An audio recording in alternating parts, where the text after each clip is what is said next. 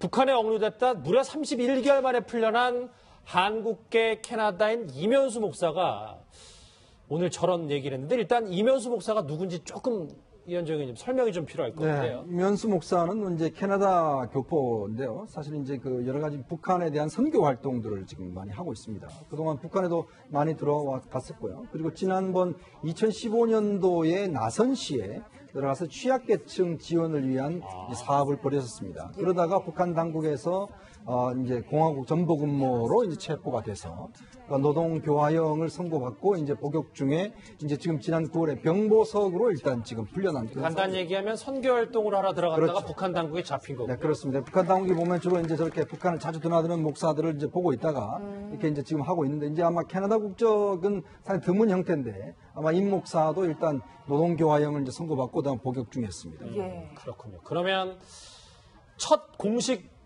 석상에 섰습니다. 이 석방 이후에 이면수 목사가 교회 예배에 참석해서 본인이 북한에서 얼마나 혹독한 생활을 했는지 그 목소리를 들어보겠습니다. 같이 들어보시죠.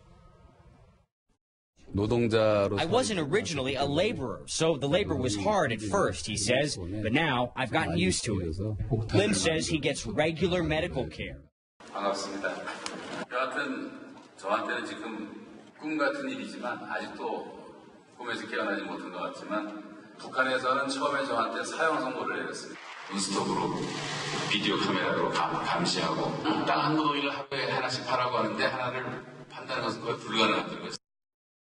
예, 뭐 사실 억류됐던 미국인 대학생 원비어 씨는 사망을 했기 때문에 참 안도할 만한 일이다라는 생각도 들어요. 네, 그렇죠. 저분은 살아 돌아왔으니까. 그런데 제가 봐도 체포 당시보다 한 10년은 늙어 보입니다. 머리도 완전히 빠지고 예. 살도 정말 반쪽이 됐다는 말이지만 반쪽이 됐고. 근데 북한은 원래 노동교화소에 가서 무기징역을 선고받으면 거의 북한 사람으로서는 살아나오는 사람이 없습니다. 저 사람도 이제 캐나다 국적의 외국인이기 때문에 살아나오지 않았는가. 또 북한으로서는 저렇게 의도적으로 체포된 사람들을 가지고 뭔가 외교의 그 레버리지로 활용하기 때문에 다행히 목숨을 건지고 살아나온 게 정말 천만다행이다 이런 생각이 듭니다. 예. 이면수 목사가 얼마나 북한에서 혹독한 노역을 했는지 설명하는 부분들이 있어요. 저희가 주제로도 잠깐 봤겠지만 한겨울에도 너비 1m, 깊이 1m 구덩이를 파야 했다. 땅이 너무 단단해서 하나를 파는데 고작 이틀이 걸렸다. 꼬박 이틀이 걸렸다라고 하면서 또 있습니다. 그러니까 이렇게 구덩이를 파니까 손가락 발가락 동상이 당연할 텐데 원래 그 노동교화형을 받은 저 외국인들에게 저 정도의 노동 강도는 보통입니까? 그렇죠. 저분은 제가 볼 땐 살아나왔다는 자체로 북한 주민에게 가하는 노동 강도의 아마 3분의 1 정도만 당하지 않았는가. 근데 뭐 목회 활동하시던 분이 그 정도도 감당해내기가 힘든 건 당연하죠. 북한 사람들은 어느 정도 익숙이 돼 있지만 저분은 익숙이 안 된 상태에서 그런 노동을 강요당하다 보니까 견뎌내기가 어려웠고 결국 온 땅을 판다는 건 이제 뚜껑만 벗겨내면 속은 좀 괜찮지만 북한이 또 영하 한 20도, 30도 보통 내려가기 때문에 그 판다는 것도 간단치 않고 또 뭐 공구만 좋아도 또 파는데 문제가 없지만 소위 북한에 말하는 죄인에게 무슨 좋은 공구를 곡괭이나 삽이나 이런 걸 줬겠냐 말이죠. 그러니까 동상에 걸리고 그렇게 될 수밖에 없는 거예요. 아니 근데 근본적인 궁금한 왜 구덩이를 파게 하는 거예요? 그러니까 그걸 안 파도 되는 구덩이를 저 사람을 놀리면은 그러니까 노동교화형은 노동을 시킴으로써 거기서 교화가 된다는 게 북한의 저 목적입니다. 그렇기 때문에 안 파도 되는 구덩이를 오늘 여기 파라 그러고 내일 여기 파라 그러고 이것도 메꿔놓고 이것도 파야 되고 그러니까 저 사람 편안히 쉬면 안 되니까 자꾸 그런 강제 노동이죠. 예.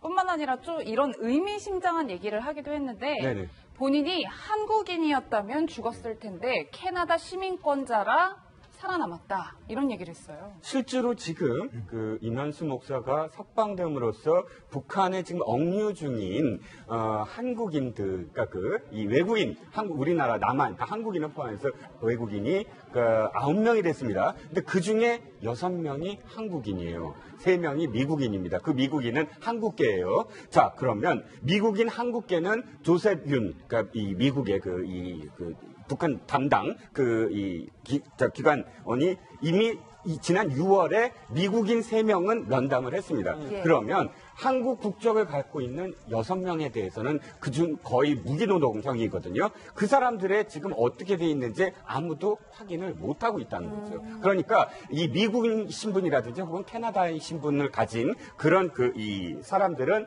하나의 어떤 그런 그 카드로서 북한이 활용을 하면서 미국과 캐나다와 접촉을 하고 있는데 실질적으로 우리 국적을 가진 선교사를 포함해서 우리 국적을 가진 6명에 대해서는 아무도 지금 사실은 돌보지 못하고 있다라는 거를 지금 표현하고 있는 것이죠. 예. 저게 지금 2년 전에 이면수 목사가 이제 북한에서 체포됐을 때 모습인데, 그리고 안소장님 말씀 들어보니까 그때와 지금 많이 이제 초췌해진 모습은 분명하네요. 예.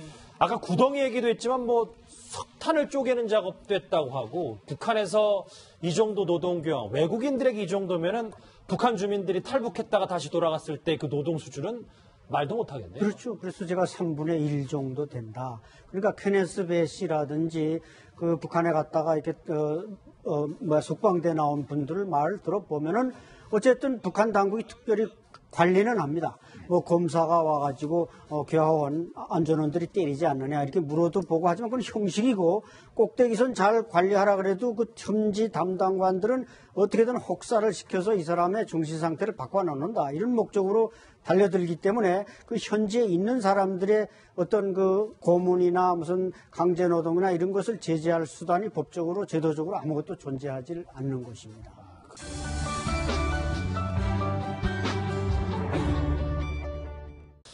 이제 같은 이제 대북 정책이지만 조금 다른 얘기를 해볼게요. 왜냐하면 이현정 의원님, 네. 지금 이면수 목사가 이제 풀려난 것 말고도 또 하나 이슈되고 있는 게 바로 이 외교 책사를 알려졌던 박선원 전 비서관의 전술핵 얘기거든요. 네. 이 부분에 대해서는 좀 우리가 어떤 식으로 좀 받아들여야 되는지요?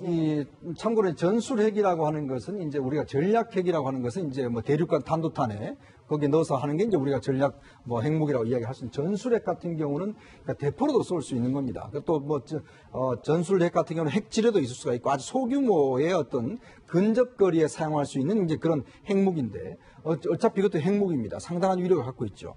그래서 우리나라 같은 경우는 이제 쭉 배치가 되어 있다가 1991년도에 이제 비핵화 선언을 하면서 다 철수를 했습니다. 당시 우리나라도 한 150기 정도의 전술핵이 주요 기지에 다 배치가 돼 있었습니다. 그만큼 이제 핵 자체 관리가 되어 왔었는데, 예. 그 철거된 이후에는 이제 우리나라는 이제 완전히 비핵화 지역이 됐죠. 이제 그런 상황에서 사실 이제 핵 문제와 관련해서는 우리가 독자적으로 핵무기를 가질 수가 없습니다. 왜냐하면 우리가 핵무기를 가질 경우는 이제 NPT에 우리가 가입돼 있기 때문에 가질 수 없을 뿐더러, 우리가 핵무기를 가지게 될 경우 일본이 이제 핵무기를 가질 수밖에 없고, 그렇게 하면 또 중국도 상당히 이 문제에 대해서는 예민할 수밖에 없어요. 근데 이제 박선원 전 비서관 같은 경우는 문재인 대통령의 안보 분야에서 굉장히 핵심 측근입니다. 근데 이번에 원래는 청와대에 들어갈 것으로 예상을 했는데 이제 아직 들어가지는 못했어요. 그래서 외곽에 있는데, 지금 이제 그와 관련해서 박선원 전 비서관이 전술핵을 아예 갖자. 지금 사드 같은 경우는 예를 들어서 이거는 이제 중국에서 문제가 하니까 사드는 가지지 말고 아예 우리가 공격적인 전술핵을 가지고 있으면 방어적인 사드는 필요 없지 않느냐.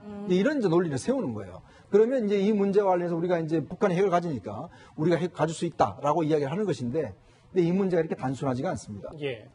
즉, 우리가 아까도 말씀드렸지만 우리가 핵을 가진다는 것 자체는 핵 도미노 현상을 일으키는 것이고, 그거는 미국의 우리 동북아시아 핵 정책의 완전한 변화를 이야기를 하는 것이고, 그렇게 될 경우는 이 지역 자체는 완전히 핵 지역이 되어버릴 수밖에 없는 것이거든요. 근데 박선원 전 비서관 이야기 같이 그냥 우리가 가지면 되는 그런 나토와 같이 뭐 미군이 가진다는 이렇게 가지면 되는 문제가 아니라, 예. 가졌을 경우에 여러 가지 어떤 외교적 문제가 많이 생길 수 있습니다. 그렇기 때문에 저런 문제는 물론 지금 야당에서도 여러 가지 이제 주장을 하고 있지만 그렇게 쉽게 결정될 수 있는 사안은 아닙니다. 예, 뭐 박 전 비서관 굉장히 지금 강하게 이야기를 하고 있긴 하지만 사실 참여정부에서 14 남북 정상회담을 주도한 인물로 알려지고 있잖아요. 네, 그렇습니다. 노무현 정부 시절에 실질적으로 사실 최일선에서 대북 담당 협상하는 일원이었어요. 그렇기 때문에 그 이후에도 노무현 정부의 대북 정책과 관련한 책도 2권 냈고, 또 이분 보면 사실 지금 현 정부에서 외교 안보 라인이 사실 연세대학교 라인이 많다고 좀 그렇지 않습니까? 실제로 뭐 강경화 장관도 연대 출신이고 또 물론 이제 그 특보이긴 하지만 문정인 특보도 연대 출신 아닙니까? 이분도 사실은 연대 출신입니다. 연대 경영학과를 나오고 미국에서 박사학위를 따서 사실상 이제 그 이 정치학 쪽으로 지금 정치 외교학 쪽으로 이 활약을 하고 있는데 저는 문제는 이렇다고 생각합니다.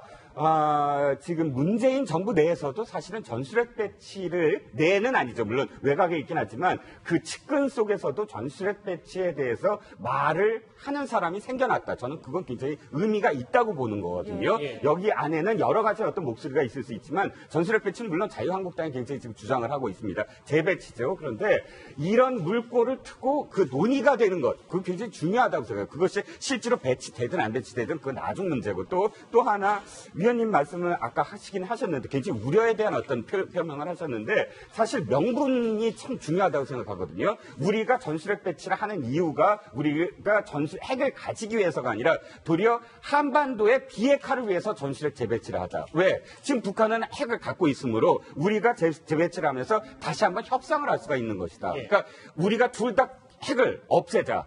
그러니까 북한에서만 핵을 갖고 있고 우리가 핵을 갖고 있지 아니하면 알겠습니다. 북한한테 없애자라는 얘기를 했을 때 카드가 없다는 얘기죠. 저는 이야기를 시작하는 것도 이 논의를 시작한다는 의미에서는 의미가 좀 있는 게 아니냐라고 생각합니다. 다른 사람도 아니라 이제 문재인 캠프의 외교 책사가 이런 얘기를 했기 때문에 의미가 좀 있겠죠. 지난 정부에서 이제 야당의 민주당 당원 신분으로 이 박선원 전 비서관이 이런 얘기를 한 적이 있습니다. 같이 들어보시죠. 사드 배치 자체가 현 정권에게 중대한 도전이 될 것이며 그 다음 정부에는 이 사드를 한미일 체계와 연동하는 것이 매우 중요한 도전이 될 것이다. 현 정권에서 사드 배치 자체가 결정되는 것은 전혀 문제가 되지 않는다라고 하는 약간의 자신감도 보였습니다. 그거는 이미 뭐 상당히 많이 이야기가 진행됐다는 뜻이겠죠.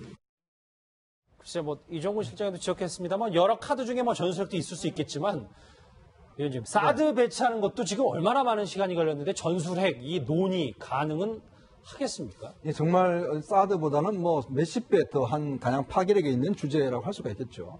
특히 뭐 사드는 뭐 일반 성주 지역만 문제겠지만 전술핵이 이제 우리나라 들어온다는 것 자체는 여러 가지 심리적으로 또 여러 가지 어떤 정치 어떤 외교적으로 의미가 달라지는 것이거든요. 그러니까 그렇게 될 경우는 사실은 우리가 91년도 이전으로 이제 돌아가서 우리도 이제 어느 가지고 될 텐데 지금 나토 같은 경우도 이제 전술핵을 갖고 있습니다. 근데 그 결정권을 실제로 미국과 나토 보유국들이 같은 결정권을 가지고 사용에 대한 이제 예를 들어서 우리가 전술핵 들어올 경우에 이 사용권을 누구한테 주느냐 이것도 문제예요. 예를 들어서 미군이 가질 것인가 아니면 우리가 가질 것인가 아니면 미국과 우리가 공동으로 합의해서 가질 것인가 이런 여러 가지 논란도 있을 수가 있거든요. 그러니까 이것 자체는 굉장히 사회적 논쟁이 아주 심각하게 불을 수가 있고 더군다나 지금 이제 문재인 대통령 캠프 출신 이런 이야기 했기 때문에 나름대로 또 진보 진영 내에서 또 반대가 사실 있지 않습니까? 그렇기 때문에 사실 어떤 면에서 보면 문재인 대통령 지지층 내부의 논란이 더 심해질 수가 있는 문제예요. 그렇다 보니까 이 주제 자체가 굉장히 청와대로서는 민감한 주제라서 오늘 또 바로 이제 그 어떤 이게 아니다라고 이야기했죠. 개인 의견이라고 그랬다고 그렇죠. 그만큼 어떤 화력을 가진 그런 주제라고 할 수가 있겠습니다. 알겠습니다. 전술핵 얘기와 이면수 목사의 그 참혹했던 북한에서의 인권 현장 얘기까지 외교안보 이슈 짚어봤습니다.